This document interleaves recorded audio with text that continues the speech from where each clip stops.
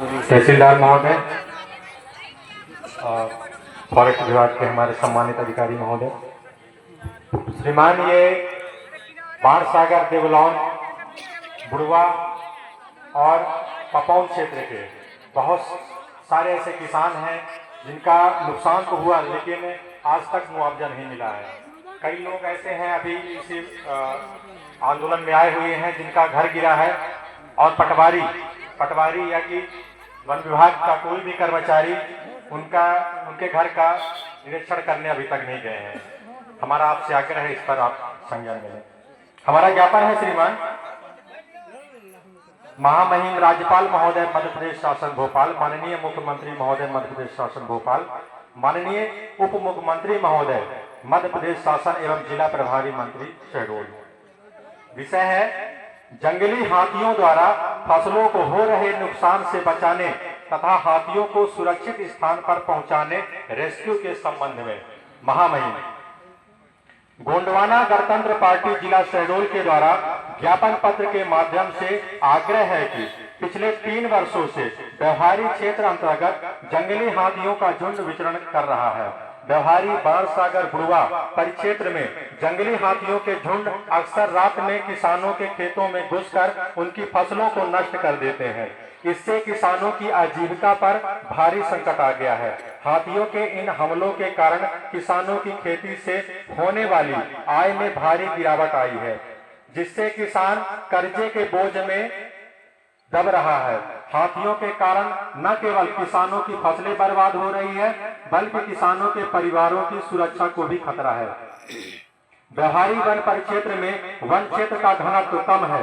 One परिक्षेत्र अंतर्गत लगभग 32 हाथियों का झुंड विचरण कर रहा है, जो रात्रि में गांव में प्रवेश कर ग्रामीणों के मकान को भी ध्वस्त कर देते हैं। प्रशासन द्वारा सर्वे कराया जाता है लेकिन आज दिनांक तक किसानों का फसल नुकसानी तथा ध्वस्त मकान का मुआवजा व क्षतिपूर्ति राशि प्रदान नहीं किया गया है।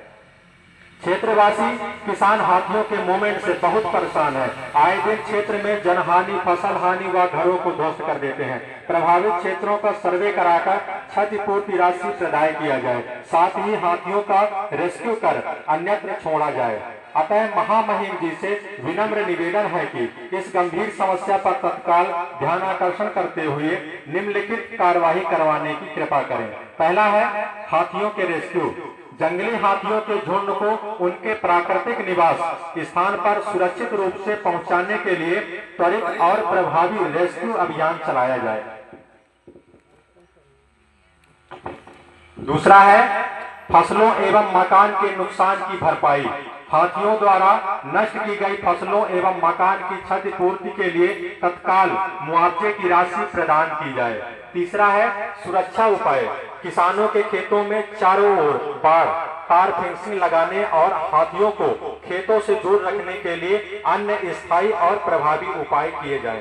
प्रतिलिपि में है श्रीमान माननीय श्री डॉक्टर राजेश मिश्रा जी, सांसद लोकसभा क्षेत्र सीधी, माननीय श्री शरद जुगलाल कोलजी, विधायक विधानसभा क्षेत्र 83 व्यवहारी, श्रीमान कलेक्टर महोदय जिला शहडोल मध्य प्रदेश, श्रीमान वन मंडल अधिकारी महोदय उत्तर वन मंडल शहडोल, मुख्य वन संरक्षक शहडोल।